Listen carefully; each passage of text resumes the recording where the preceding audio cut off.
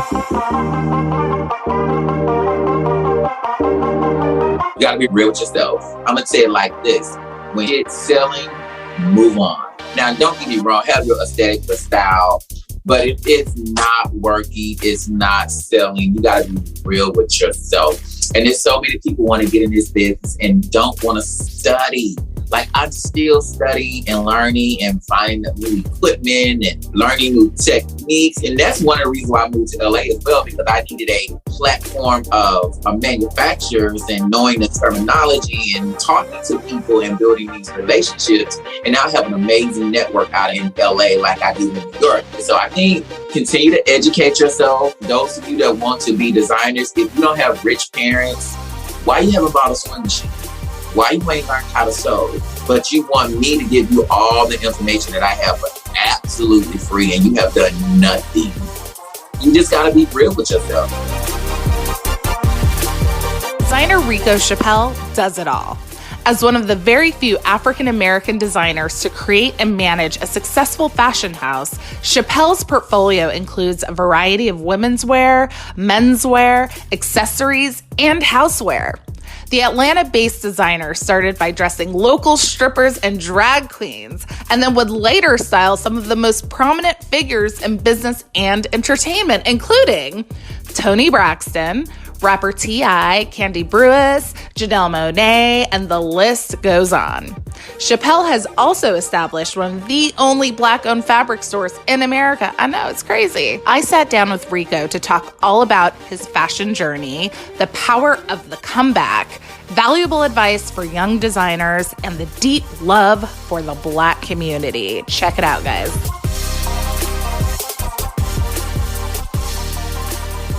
So how are you? How's your day?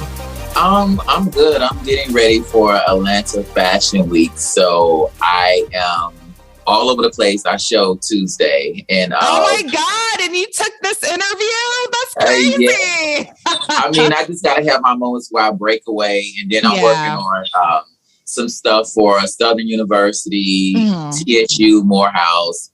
I got like these real big, weird contracts. But it's money. Morehouse? Yeah. Oh my God. Ooh, I can't wait to hear about that. I know you're working on it, but that's going to be dope. Yeah. I mean, it's uniforms. I'm doing their flag uniforms, flag girl uniforms, Southern dancing doll uniforms, and TSU cheerleaders, dancing girls, and flags. I have another business called HBCU Collegiate Central where we sell Black college paraphernalia, and I have licensing to sell the school. That's a whole nother like. Oh my God! I want to support. You know, I went to Howard. Oh I'm yeah, trying to get some cute HU gear. We just got the okay to do Howard, but we got the paperwork, but I don't know if we got the official okay. I know I seen it. I don't handle that department. Yeah, I just kind of do the designing, and but I do know that it has come across my desk. That is going to be so dope. I am so there. I am ready. I am so ready.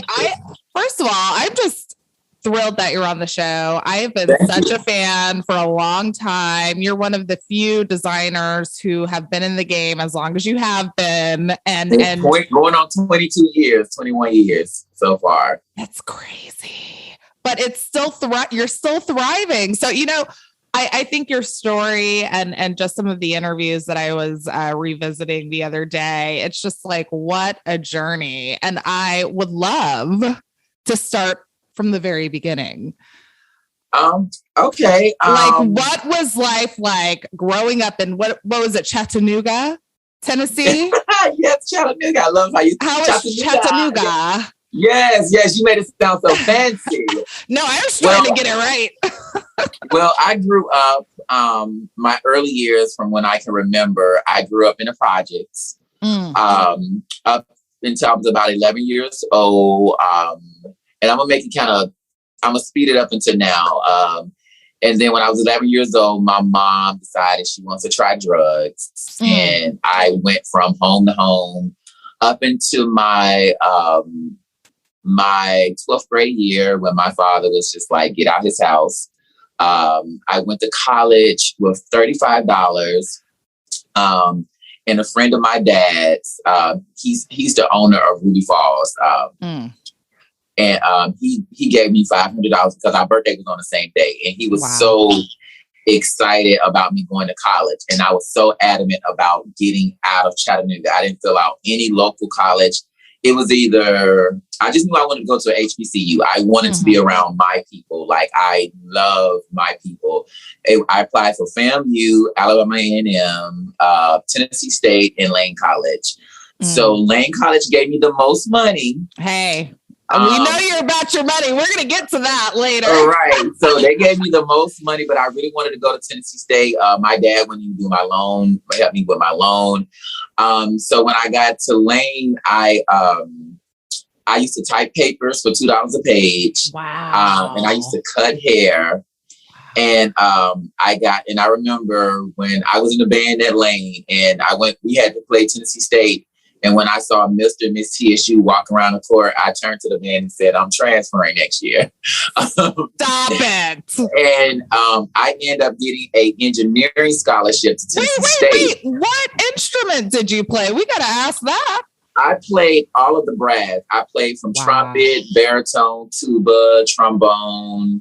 Wow. A lot of people don't even know that about me, but I know that's. I'm like, excuse me? Okay. Yeah. I was drum major at Lane College, which we had a small band at the time. Now they got a pretty good sized band now. But I was protesting about new uniforms. So I've been doing that since the beginning of the time because people think that I just do it just to be having time to talk. That's just, I'm all about change and the progression of whatever situation I'm in. If I was white, I'd probably be doing the same thing. But God knows I'm not white. No. And so I transferred to Tennessee State University on a civil engineering scholarship. I changed to architecture engineering. A friend of mine was running for Miss Black and Gold, and I was dating my first boyfriend at the time. Wow. And he was a designer. He put his sewing machine in the shop, and I was like, can I have it? Do you need it? And he was like, sure, here.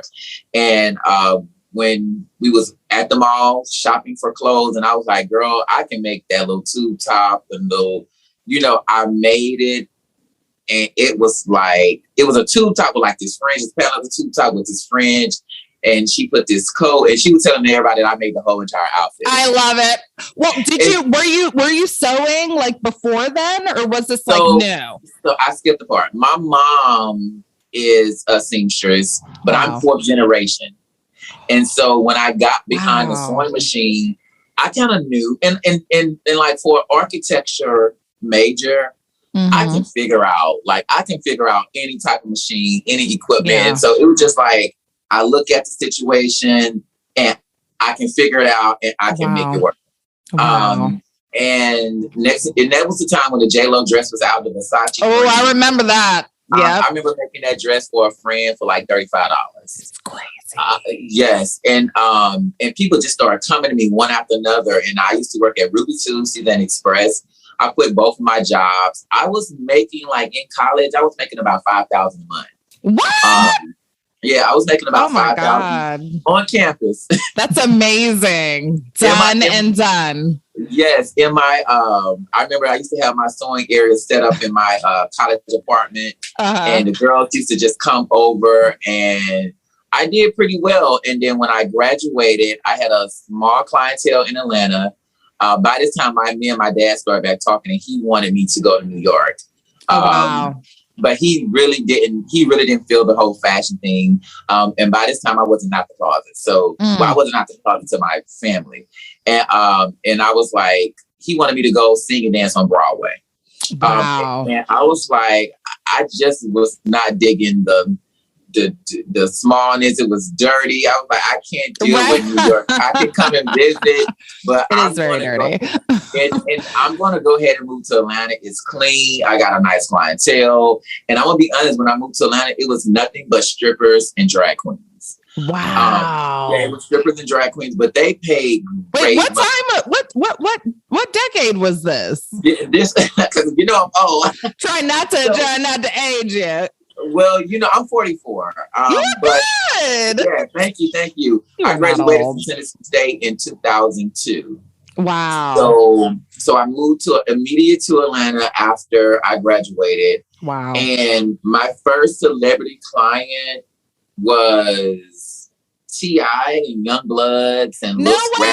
How'd they find out about you? Just like from around the way? I was working with a photographer, Sean Didell. I was pretty much styling. Wow. And then I slowly introduced clothing to, my clients or whatever. And especially if I was styling a girl, I'd be like, oh, look what I made. Right. And so, and when Project Runway came out, I was trying out season after season, but I didn't get on Project Runway. I ended up getting on the fashion show that was hosted by Kelly Rowland and Isaac Mizrahi. Yes. And what is the fashion show for people who don't know? And the fashion show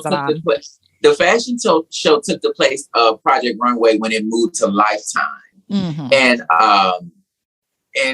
I remember sitting in a chair. They was like, we don't understand why you did not get on Project Runway, because I am animated. I am silly. I am a shit talker. I know and you're myself. Good. Thank you. So I was very much like the television person. Even being in Atlanta, I end up being on Housewives of Atlanta, Married to Medicine, R&B, pretty much every show except Love and Hip Hop. I just did not want to do Love and Hip Hop. I'm good with it, but I ain't that ratchet. Okay. Right. I was like, you know what? I can't do that. That show is just so unpredictable. And at least Bravo would try to protect your name and your brand to some extent. And they do understand that after the camera stop rolling, we have to make a living. Yeah. And so I here in Atlanta, doing really, really well. Had 2 stores, online store, about to get married, yada, yada, yada. End up having a very bad breakup, got depressed, I closed everything. I moved to LA. I went from making almost like $800,000 a year to like $65 a year. Rico. I know, right? But I remember talking to my therapist, and they was like, you need a break.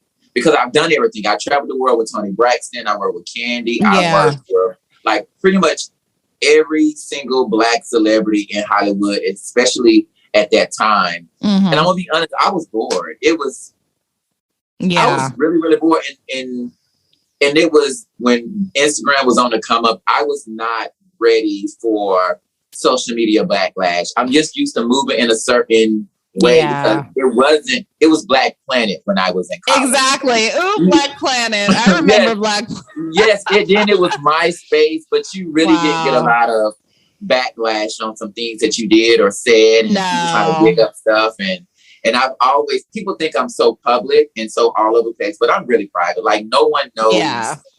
Like dating is horrible here because everybody thinks that I'm so. But nobody knows my family. Nobody knows where I live. Like, I'm very private. I have friends that's been my friends for 20 years that have never been inside my home. Wow. Because they don't need to come in. I can... Like, I'm very... What is your sign? What are you... Leo. Okay, I'm Leo. Yeah, but my grandmother taught me that, I never understood why I could never have friends over. But you just never want that energy. Because I'm fighting the rest of the world all the time. And so when I come in my home, I want to just have a sacred place to just me and my boo thing and my little doggy. And we just, it's just my moment. And a lot of my friends have never stepped foot in my house. Energy is real, especially as a creative and just getting your inspiration and sort of going where you need to go and not having anything distracting from that. Like that makes a lot of sense. Yeah. And even I tell people all the time, like, people think I love drama because I can throw shade. I mean, but if you're creatives, we all do it. Right. So, but I like to live in a place for fairy tales, lollipops, and rainbows when I'm creating. Like when I was depressed, I could not create nothing. I only can do something that I've done before. And it's just like now since I'm in a whole better area, like I can just you know what? We gotta rewind it back because, you know, our mutual friend, Jetta Khan. What up, Jetta? We were talking and I was like, oh my God, I'm so excited about Reco coming on the show. Oh my God. And one thing we were talking about was your process, like from the beginning of finding manufacturers on your own, going to China. Do you know Mandarin? Yeah, I'm gonna tell you, like, it was really hard. Like, I spent a lot of money, tons of money. I remember when I first moved to Atlanta, you know, I came out when the cusp of the internet. Yeah. Like it was not a lot of stuff available on the internet. And to be honest, a lot of people, like in China, they was not dealing with Black people like they are now. And I remember being in Atlanta, I didn't even know where to get hangers from. Wow. Like I remember asking people, and they was just, you know, I was asking Black people, and they was being real shady towards me, like, oh, I don't know, and etc. And I remember Toni Rich, the singer. Oh my God! Yes, I haven't heard that name in a minute. Yes, Toni Rich, his wife at the time had a store in Little 5 Points. Wow. She gave me like 5. She just gave me a hug and she said, baby, you know what? Here's 5 bins of hangers. And I was like, wow. Like, and that just kind of was like, I was just on this quest to find the next thing. And so before I found the manufacturers, I just developed my own team. Like I got friends. Look, can you come in and work for me? If you on hard times, blah, come and work for me. I'm gonna pay you. And then I just built this team, and I was able to create these stores because we had an overflow of products. So I'm like, okay, we're gonna open up a store. We're gonna have an online store. We're gonna do another store. But the thing was, the overhead was crazy. Yeah. The liability was crazy. And I'm gonna be honest, I was just tired.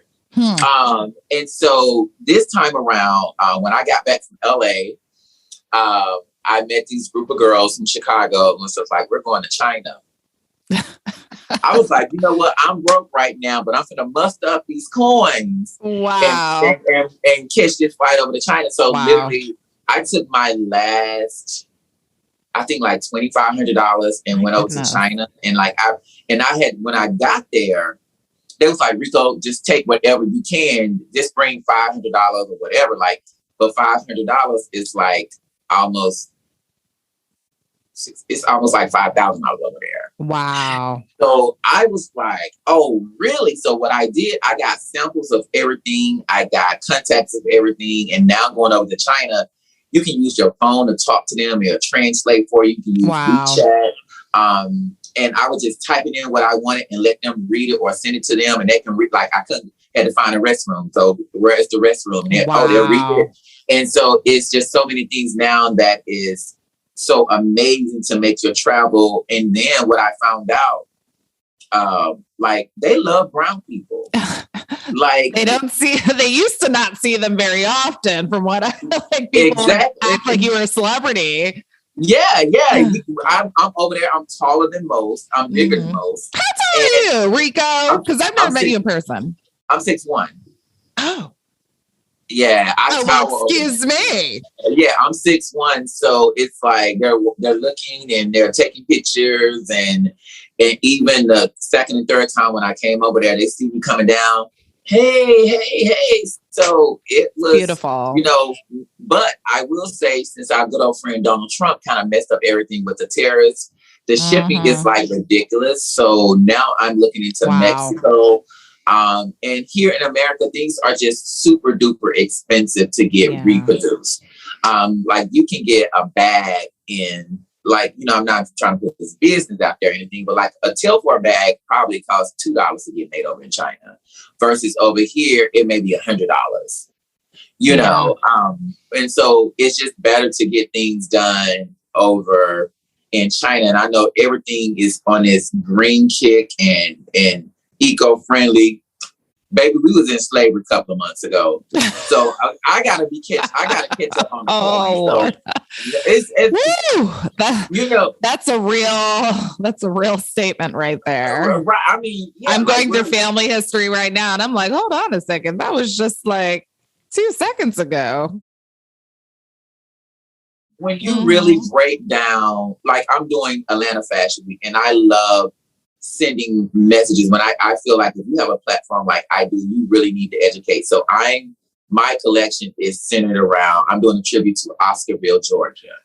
Wow. Do you know what Oscarville, Georgia is? No. Right. Nobody knows because it was the same place like Black Wall Street and so. Yeah, I was like, was it wiped out? That was my initial thought. It was wiped out by our friends. And they decided it was a situation to where a white girl accused a black guy, a black little boy, of touching her. Oh my God.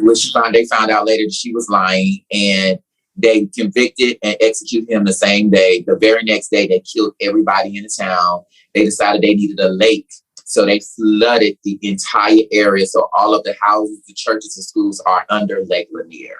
Wow. And it was called Oscarville, Georgia. So my thing is like Oscarville 2020. Just imagine if we had, this was in 1912. Wow. So just imagine if we had those generational, that generation of money, of wealth, of schooling, of where would we be? Where would Atlanta be?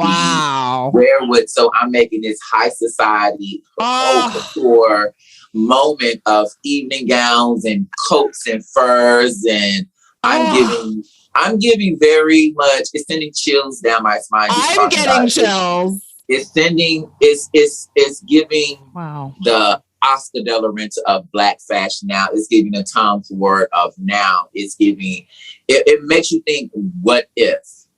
Wow. Like what if that didn't happen? What if we didn't have limitations? And when you think about it, when we was out of slavery, there was still racial tension, Jim Crow, we can't vote. And then when we was able to get on our feet, it was drugs, it was crack. Right.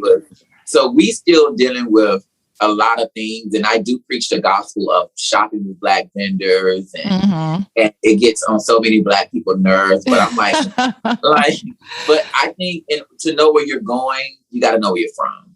And you went to HBCU, so you understand my whole, it's not even about fight the power. It's about really educating our own, because I do feel like we don't need a white dollar. We don't, if we patronize ourselves, we spend so much in the beauty and fashion industry. If we just patronize our Black counterparts, and I know, yes, we're late. We do all of that, but people have to understand that we are so shorted on so many. We can't get loans from the bank. We can't only. And I think now the great thing that happened, what's going on now with the pandemic, that I was able to get a PPP because I had my business stuff, where I was able to get a stimulus check. I was able to now to hire an accounting or team to handle my money that could flip it for me. Now I'm knowledgeable about stocks. I'm knowledgeable about E-Trade and Bitcoin. And I mean, I opened up a fabric store with stocks I made from Radio One. We got to talk about that. What inspired you to open up the fabric store? So, and what is it called so people can go visit? Glamour World Fabrics here in Chamblee, Georgia. It's right outside. I tell people 10 minutes from Lenox Mall. I was raised in the hood, so it's like one of the 10 crack commandments of Biggie Small 10 crack commandments. And I wanted to become the supplier. Like I want to become like, you come and get your fabrics from me. You come and get the shoulder pads. You come and get the zippers. You come and get these hard to find things. And me going into fabric shopping as a designer, I'm not going to get that shoulder pad. I'm going to get that shoulder pad. I'm not going to get that fabric. I'm going to get this. They already got this at Joann, so I'm going to get this other thing. So I try to carry different things that they don't carry. Smart.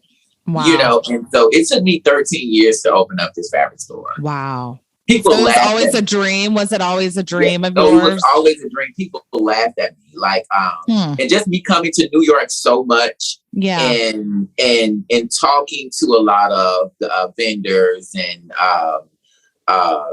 I can't think of his name, down on 32nd Street, Fabric House. Oh, it's on the tip of my tongue. And even the guys in LA, they was like, Reco, it's a shitload of money into this. So wow. when I went over to China and got all the connections, I was like, excuse me. They selling this in the States. They selling this in the States for $30, and we're paying $3 for it. I'm like, give me a million yards of it. And so that's how I ended up starting the fabric store. Wow. And I really started, my first month was the stuff that I already had in inventory, that I already had this. And I was like, you know what, let me put this on Instagram and sell it. And I started selling it, and I was able to, you know, and I tell people this, I don't care about going down in history about being the best fashion designer. I'm a businessman first. Like, I know how to flip a dollar. I started my first business at 7 years old, selling lemonade and candy on a block. Wow. I know how to make money. So, you know, I know how to make money. You know, speaking of that, it seems like a lot of designers across the board often have that issue, the business side. So was that just something that was sort of innately in you? Did you take a business class? Did you have a mentor that sort of helped like guide you throughout your life? Is there someone you call? Like, how did that work? A little bit of everything you said except business class. My grandfather owned a complex across from the projects that we live in. So, because people just like, you did not grow up in the projects. You did not. But my grandmother and grandfather both said they lived in the suburbs. So I was able to get out the projects and go experience a whole nother life. So we wasn't allowed to talk a certain way and act a certain way and sag and pimp and all that good stuff. We had to be like really kind of conservative, because, you know, we got to go to church with grandma on Sundays or go clean the store. And so I remember when I was about 7 years, like, I hate being out of the sun.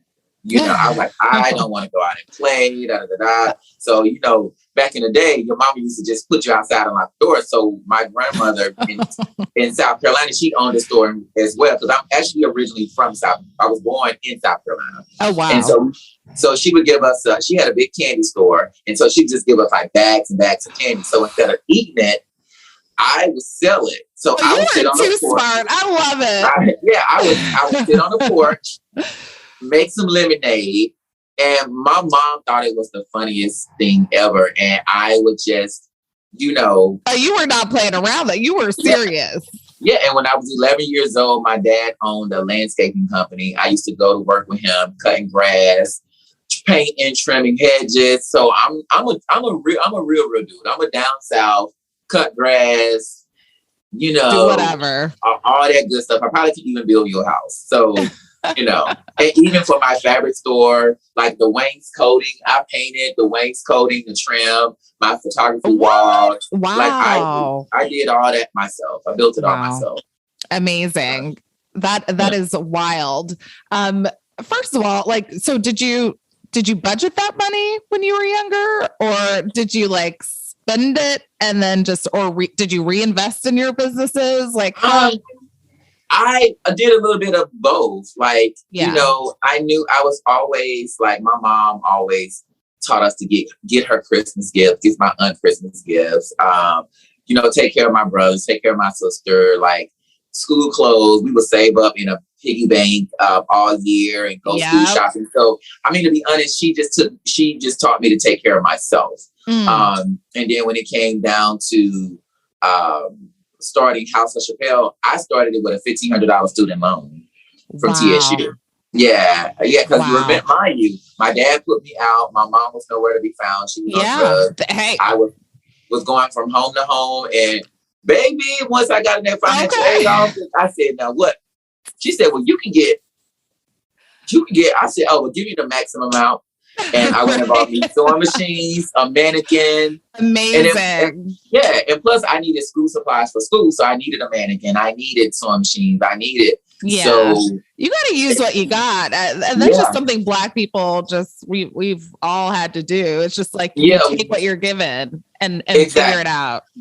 Even like with this pandemic going on, we found a way. Like, we found a way. I was like, I just seen so many people like on Instagram, like panicking, like white people panicking about businesses. But all of my Black friends started business. A homegirl of mine, she started selling plates. She lost her job. I was like, girl, instead of Uber Eats, come on over here. I'm gonna give you $100.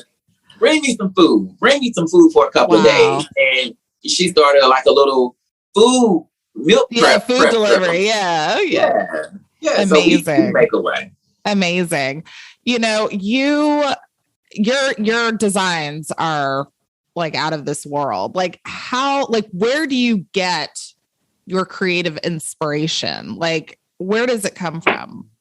So, I like to live in a land of fairy tales, and sugar plums and high kicks and cartwheels. I really love do. It.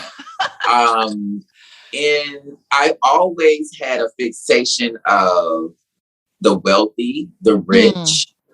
And it was always about a look. I love tailored clothes and I love the simplicity of a tailored suit.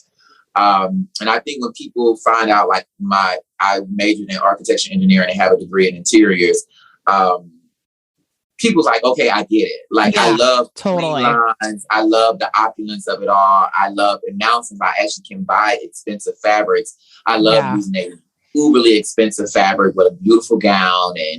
And I always like, when I was younger, I was like, okay, who would really buy those clothes? Because, I did the stretch pieces, the $79 stretch pieces, the $150 stretch pieces. Yeah. And to be honest, those made me the most money ever in my career. The great part is about it now that I have multiple businesses like the fabric store. I have HBCU Collegiate Central where I get the contract from colleges. And so I'm able to make $25,000. I get a $25,000 contract from a school or get a $10,000 contract from another school because so I combine all those. And that's just how I'm making my money now. But as far as the design aesthetic of Reco Chapple, House of Chapple, like, I love clean, opulent. I love feathers. I love some feathers. And I mean, to be honest, I probably got a little baby drag queen living in my head because I love glamour. I love sophistication. I live for an Oscar de la Renta. I love Kevin Hall, which nobody really Kevin. We love Kevin Hall. Oh my God. Nobody never talked. We're hitting him up for the show. Definitely. Love me some Kevin Hall. And my new fixation is, we actually are really good friends with Sergio Hudson. Oh my God, yes, like I love going to his studio and playing with buttons and fabrics and even being friends with him, he just showed me like, change this to this fabric right here. Like, change that, like do that. Like it just, like, I love to submerge myself. Fairy tales and grunt drops and cartwheels. But I know, unfortunately, it's an ugly side to fashion. A real nasty, racist side. Now they're just trying to use us to sell clothes, but I mean, I was going to ask you about that as you were talking about, the glamour and just sort of the inspiration from the wealthy, which I think is something that African Americans, like, our experience. It's something that we're like, hey, like, we want access to that. We want that. Like, right.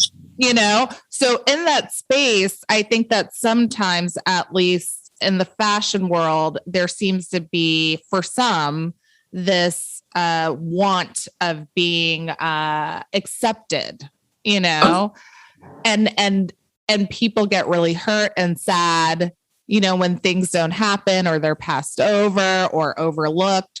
You, my friend, have been going strong since day one. Was there? It looks like it. But, and I was going to ask, was there how did you get over sort of that wanting to be accepted by the quote unquote broader industry and do your own thing? I think early on moving into it, I knew that I wasn't going to be accepted, if that makes sense. Yes. You know, I'm from Tennessee. So Black boys don't grow up to do the things that I've done. Like they just don't. And I just remember, you know, my early years of watching Valentino on Oprah, and there was nobody that looked like me, nobody that I can call. And, you know, I had my mentors throughout the years, but it was a time that when I was here and my mentor was here, I slowly surpassed him. Wow. Like I slowly, and it's just like, I stood in a space for many years alone. You know, it was Michael Knight, you know, it was, but it was always a camaraderie type thing. And I'm like, I remember when I first met him, God rest his soul, rest in peace. Yeah. You know, I'm from Tennessee, just off from college, just graduated, just was Mr. TSU. And I'm like, hey, I'm Reco Chapple from da-da-da-da-da. And he looked at me and said, oh, I finally got competition now. And I was like, well, damn. Jeez Louise. You know? Yeah.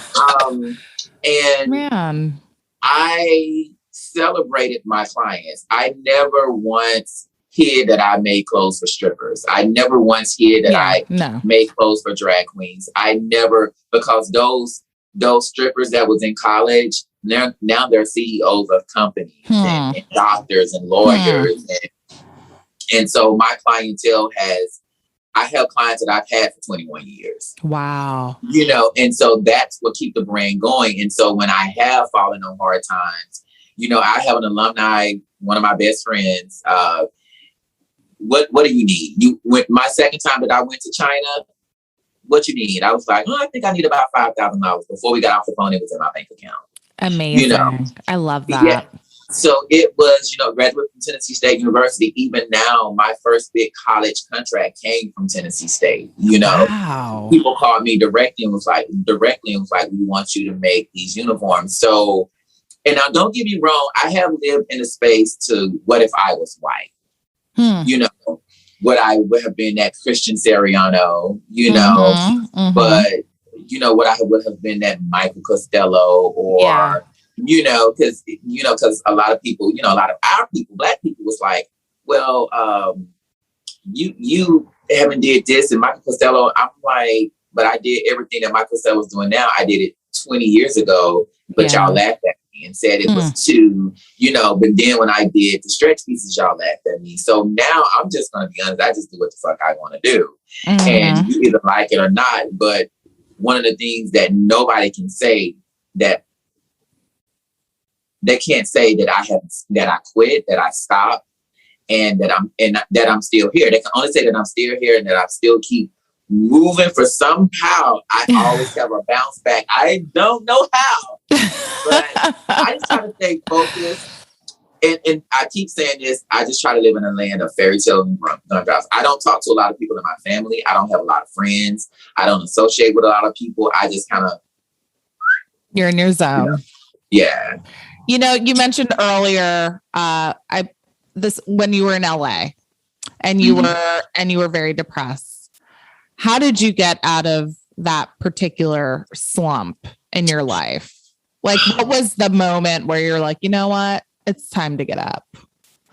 You know, well, I did visit a shrink a couple of times. A therapist. I go to a therapist every week. It's all good. Yay, therapist.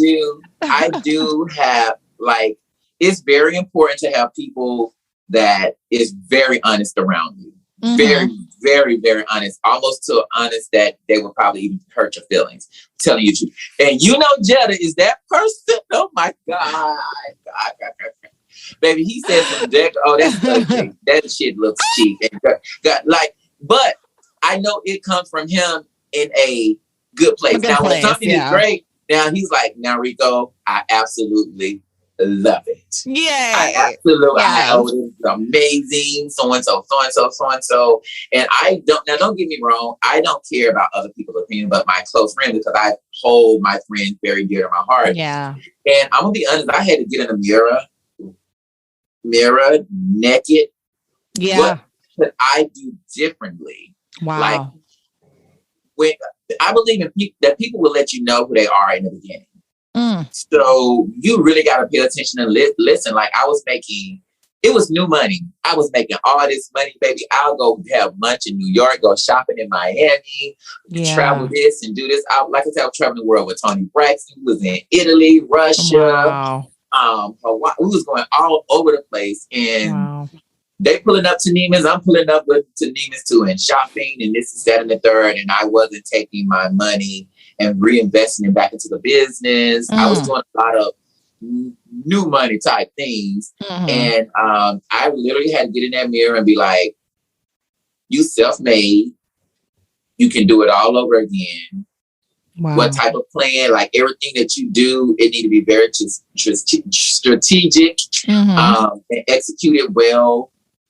And I kept getting calls from Atlanta. I actually moved back because I had a call from Kandi to do a show here in Atlanta. I had a email from, I was conversing with some people over in the UK to do a show. I did a show in Canada, which I ended up winning. It was called Stitch. It only aired in Canada. And so that gave me a little seed money. Hello. And then I was actually up for Pour Out for the Straight Guy. And but you know, they can only have one black person. I know, only one. And so I was like, "Look, so let me tell you this. I have never said this publicly.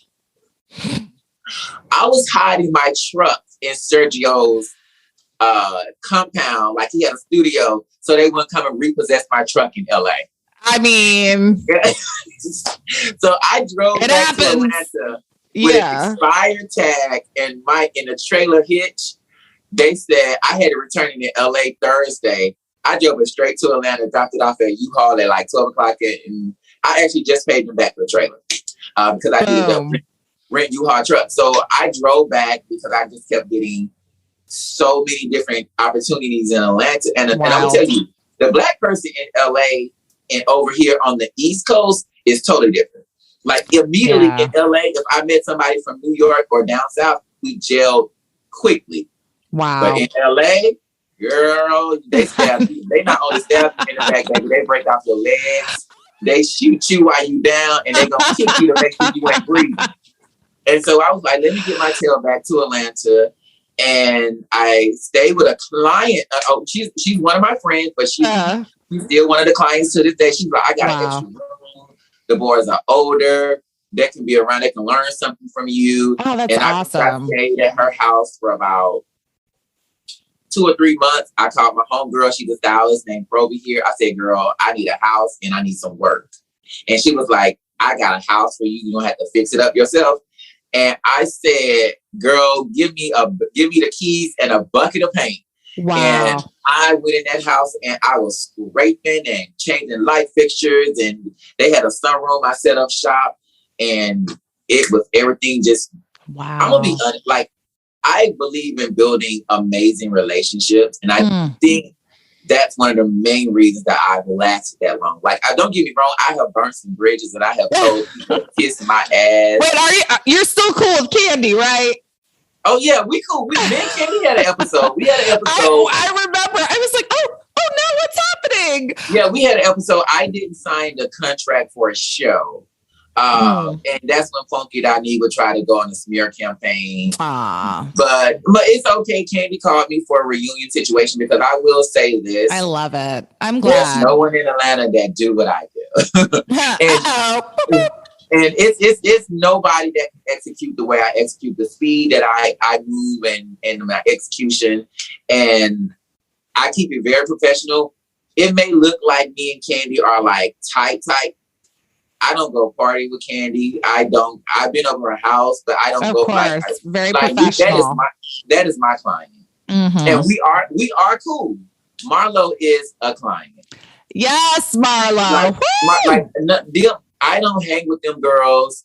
Quad was a friend, but we're cool because we graduated from the same school, but we're not friends like that. It just, but I'm fine, but I'm cool with all them girls. I love it. I love it. I'm curious, for the folks who don't know, can you let's just like give it to them. Who are some of your top clients for those who don't know Reco? Because there may be some folks who are listening who don't. Okay. So do You know Courtney Adelaide, the creator of the Main Choice. Yes. Okay. She sold her brand for like $56 million. During her time when she created the brand, it was a millions. Yeah, I'm like, I can't remember. I did all of the marketing for all of her campaigns. From when Target, Walmart, Family Dollar, I did all. I don't even post it on my Instagram. Amazing. Yeah. Shut up. Wow. That's a client. It's amazing. I deal with, I can't think, I'm not going to tell you her name, but it's a real big person. And I'm going to tell you why I moved at a space where, because now with social media, people are able to slide people DMs and tell them the tea or get your client to do things for really, really cheap. I have this young lady in Miami. She's about 24 years old, multi-millionaire. Love. And I never post her on my Instagram page. We that's like my little sister. She called me. She's getting ready to open up a club in her hometown. Like, and 24? I told her, okay, queen. Yeah. And like, I have a lot of clients. So I just move at a real quiet. The entertainers are great. I've done Janelle Monáe. I've done Michelle Williams. Nicole, Toni Braxton. Toni Braxton, Fantasia. Like, you name it, I probably do. But the girls that really got the money don't even want me on television. They don't want me on social media clowning. Yeah. You know, and, it's great. And they don't want me. They like the way that I just move at a certain space. Because here's the thing about being quiet a lot of times. When people think you're not doing anything, they won't bother you until it's too late. And so now no one can say anything about my fabric store because I have it already. So they can't, hey, girl, you don't have to come to it. But I know one of these days I'm going to have something you're going to need. You know? So I just move at a space.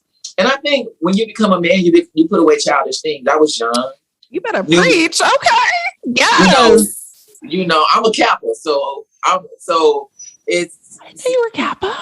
Yeah, spring 98, Beta Lambda. Wow. Yeah. And so, you know, it's a lot of different moving parts to Reco Chapple. And a lot of people don't even know. And I just kind of really I kind of grin to myself and laugh. But what I got coming up this year, the end of this year and next year, you know, I will tell you, like, my goals are to buy a building. I love it. You know, my goal is to, I don't know if I'm going to do a brick and mortar store, but I do want to get my shooting, my candles, my home stuff in a lot of Black businesses. You know, love that. I'm wearing a shirt now that says not sold and Neiman's bird off the sides. You know, and you know, it's funny because I was making, you know, mockery of like Sergio, like he got all these deals, and I'm like, baby, I don't care. I'm making a shirt that says not sold and da da da da da, and we laugh about all of it. We laugh about all this, and I sent him a shirt. I said, you can't wear this on social media, but here's your shirt. Right. You know. Well, I'm curious, when did you come up with the concept of the House of Chapple? Okay, so as an actual fashion house. So when I was in college, we took an entrepreneurship class, and my first business was Glamour World Costumes, because I did a lot of costumes. Like, you know, I have a background in theater, so my minor is dance. I do it. There's a lot. I skipped over that. My minor is dance. So I used to sing and dance, and that's why my dad wanted me to do Broadway. And I see spit coming, but I got braces, so it's. I know it's all. Don't. Okay, I've got this audio. I mean, yeah, it just don't even. So I used to do a lot of the costumes for theater plays and all that good stuff, and so it was. I just knew that, and my mentor at the time, Tyrell Holmes, out of Baltimore, Maryland, he was a costumer. And so I was so fixated on costumes and building this and all that good stuff. So then everybody else was like, oh, Chappelle is just a nice ring to it and blah, blah, blah, blah, blah. So I was like, I want a fashion house. Love. So I started the House of Chappelle. It's just the umbrella for everything, the House of Chappelle. And that's how it started. And I got some really nice things coming up, and it's going to solidify the mark of what the brand is really about. Yeah. How would you describe that? Like, what is the House of Chappelle lifestyle? Like, what is this lifestyle brand? Okay. So just take you as a woman. You know, every single day, you don't wear expensive clothes. You don't. You may throw on a cardigan from Target. You may throw on a pair of ballet flats from Tory Burch. But then you may put on Chanel fragrance. And then that even you may have a date. So you may put on a $500 cocktail dress or $2,000 gown. House of Chappelle is all of that. We're going to give you ready to wear. We got my ballet flat come out next week. Yes. Yes, my ballet flat comes out next week. My bag. My God, that is so dope. Yes. Wait, when is that coming out? Well, it's been out. We had a problem with manufacturing, but it's coming out. They're working on them now, child. I have my candle. I need that bag. Stat. Oh, I can't wait. I can't wait. Candle. Oh, can my you see goodness. That? Yes. Sexy AF. I love it. We're working on fragrances. We're working on, we wanted to move in Fifth Plaza to compete against Gucci. I wanted to run them out of business. They said I was a little ghetto to be in Fifth. They did. Yeah, they pretty much said that my brand was too loud. I was unpredictable. And that I sell a lot of things that their competitors sell. Like I sell evening gowns. They tried to make the story up that, you sell underwear. And I was like, well, so now I'm telling you, I have a way with words. And I said, underwear looks great. What'd you say? The underwear looks great, you guys. We'll have a link in the show notes so you can go shopping. It's really great. Thank you. And so I was like, so does Saks, so does Versace, and so does a number of other places of underwear. We just having a sale at the time when they was reviewing my profile. And so they was like, well, we don't have any space right now. And they eventually told a friend of mine that his brand was too loud and too unpredictable. And when I went in, I wanted a permanent space in the mall, which if anybody knows about like Simon Properties, they're like the biggest mall. Yeah, they're huge. What you call that?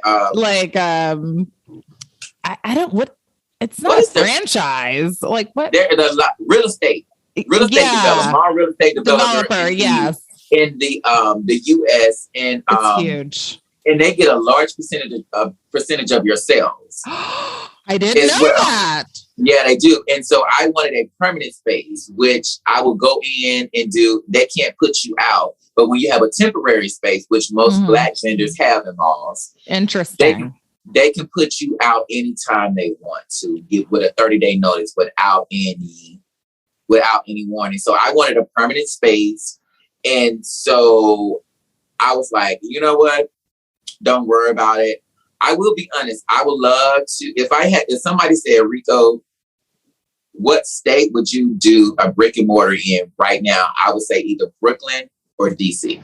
Yeah, for sure. Yeah, Brooklyn. And just for the namesake of it all and just introduce the brand, or even Dallas. Yes. I think a lot of Dallas is number one online. Really? For me right now. Yeah, Dallas is number one. Dallas and Houston, and then New Orleans. Wow. Yeah, you would never. And then comes Baltimore, Maryland area, DC, that DMV area, and North Carolina. Tennessee is not even on the top 5, and that's where I'm actually from. Yeah. Wow. And Atlanta is not even on the top 5, but Atlanta is more come to you. But yeah. and the PR, because there's so many like celebrities like congregated in that space. Most time the celebrities don't want to pay for no money. Celebrities don't pay for anything. I'm like, you guys. Yeah, it's kind of really sad. But like I would say, like Toni will pay for everything. She paid for everything. That was my homegirl. So I love it. We love you, Toni. One of the greatest. Yeah, she has me of all blocked on time. Instagram right now. But that's a whole story. That's a whole other story for another day. Oh my God, Reco. I love it. It's never a dull moment, which we love. But I'm curious and I know you get this question a lot because I've seen you answer it, but I'm curious if things have changed like since the pandemic and with everything going on for the person who wants, the young aspiring designer. After all that you've learned in your career, is there one thing that really sticks out that you feel is the most important thing for them to know and keep in mind as they're on their fashion journey? You gotta be real with yourself. And I'm gonna tell you it like this: when shit's selling, move on. I see so many designers try to push this weird. Now, don't get me wrong, have your aesthetic, your style.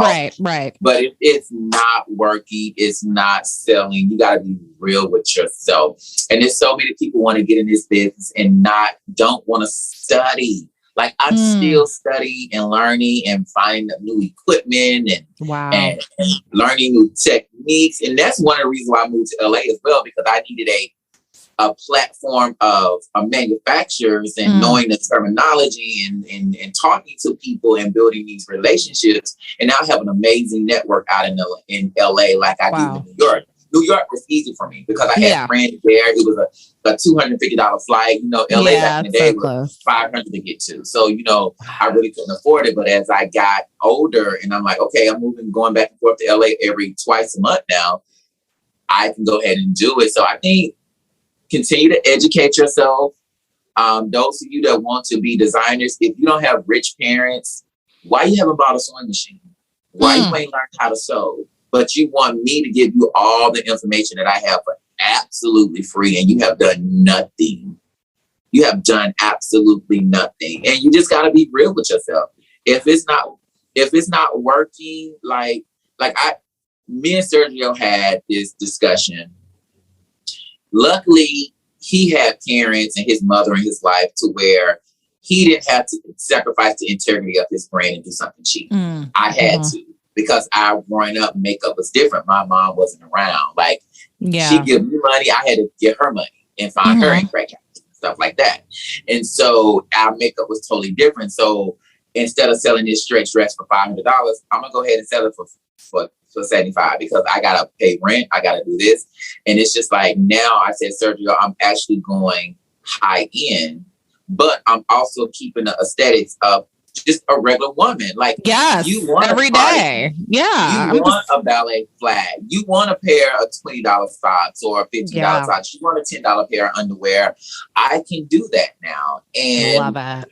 And so, and my last advice, crawl before you run. Stop trying to do everything so big and fabulous and so amazing and move in silence, honey, because them haters be on you like white on rice. Oh my God. When you were talking about the sewing machine, it seems like in this digital age with everything going on,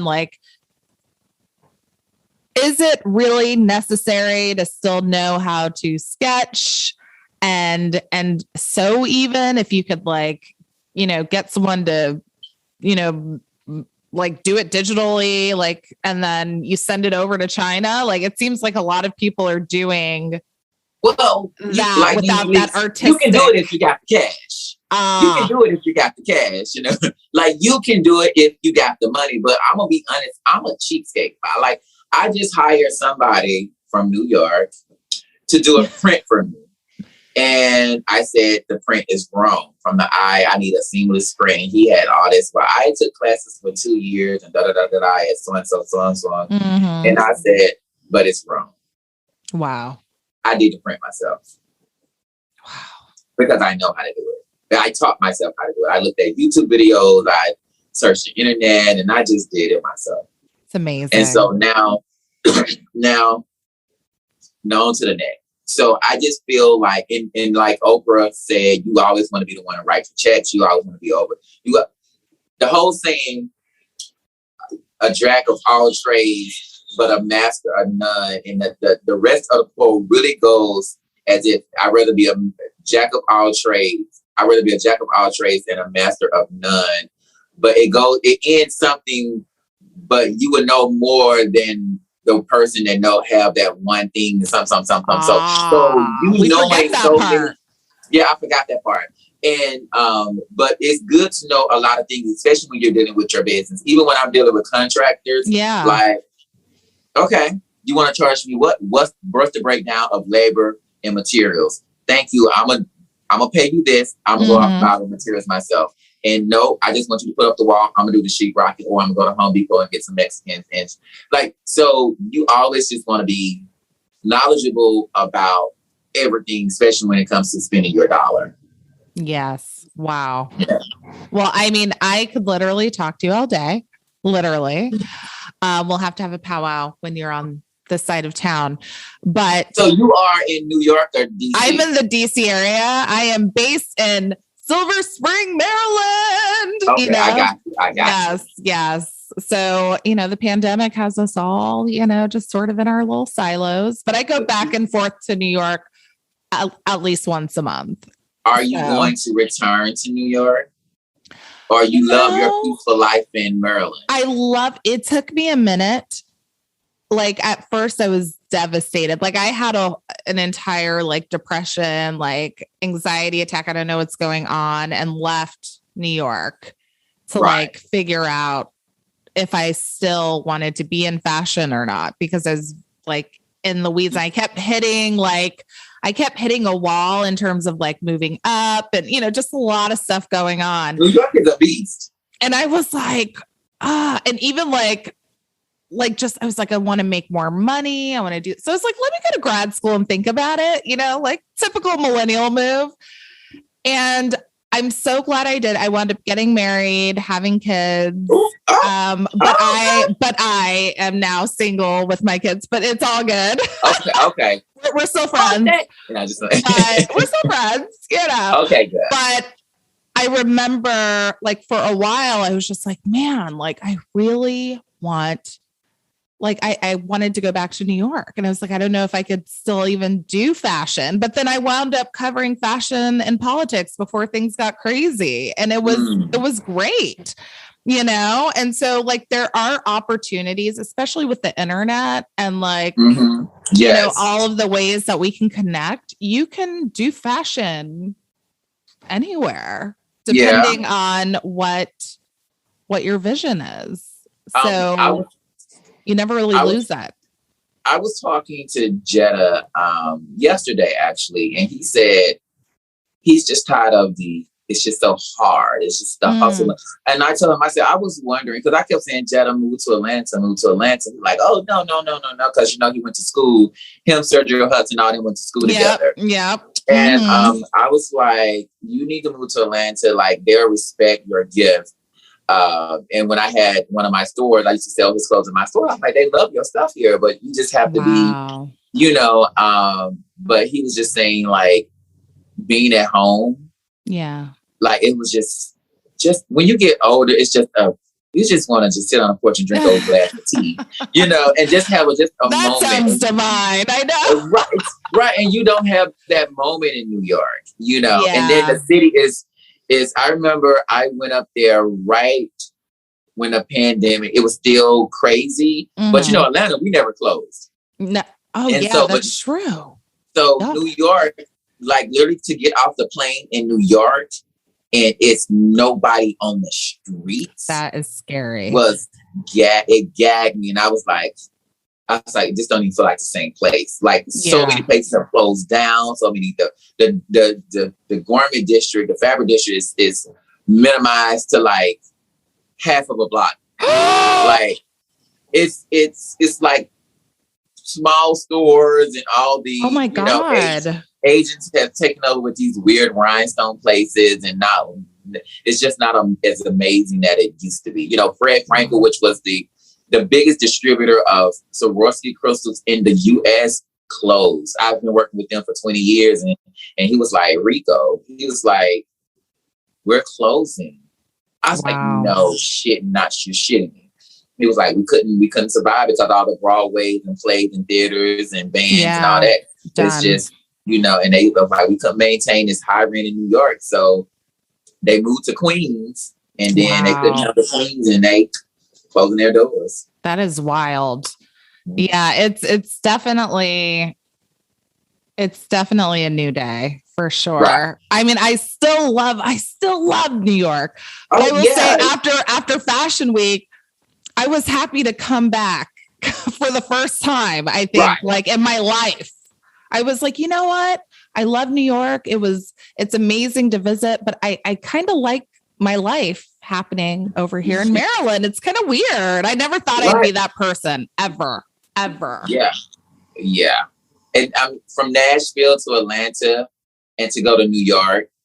Like, at least in LA, you get trees and you get sunshine and you get a person that will smile at you. They weren't black though, but they'll smile at you, and you just, you never got that in New York. You just got this fast pace. And don't get me wrong, when I'm in the mix of it all, I'm like, boom, boom, like I would never ride the subway again in New York.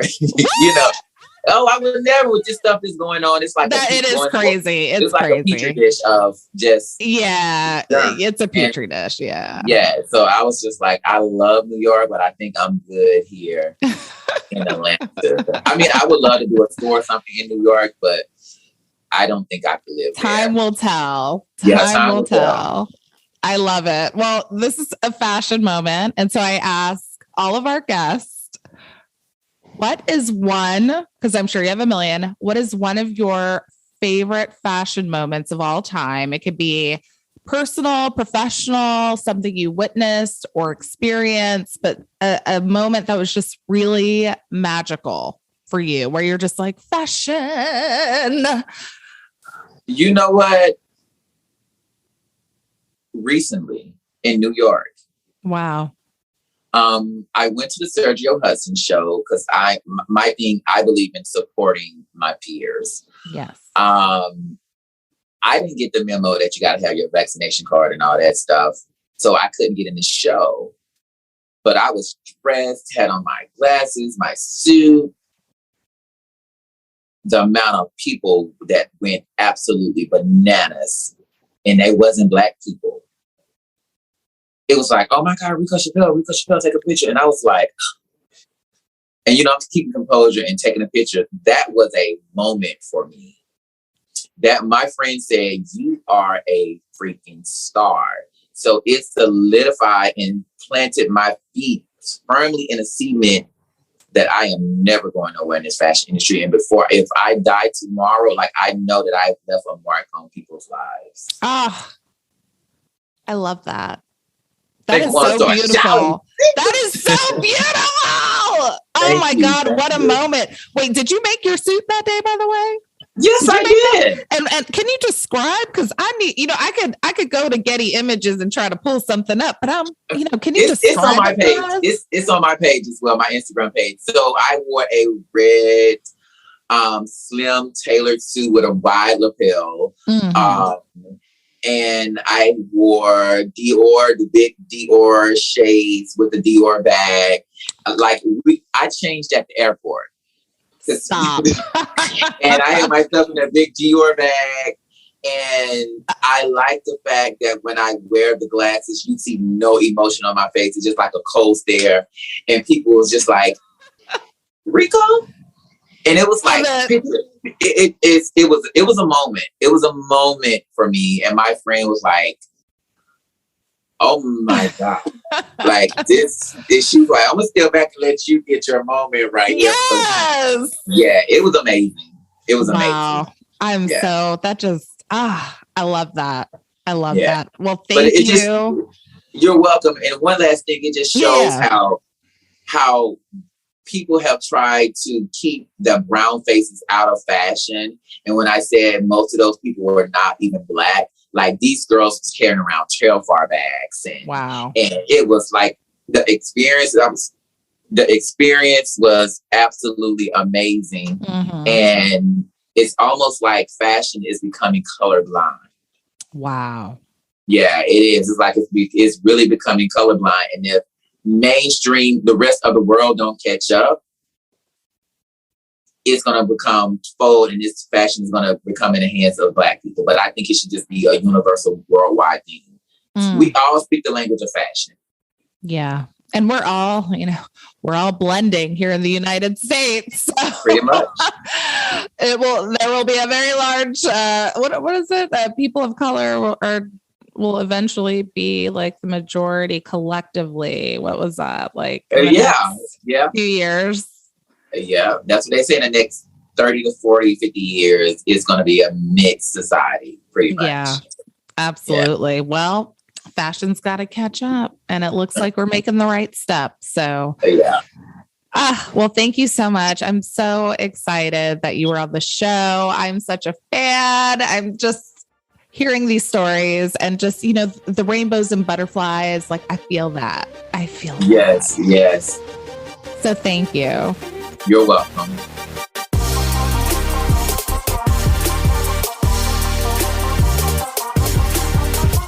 Thanks so much for joining me for this week of A Fashion Moment.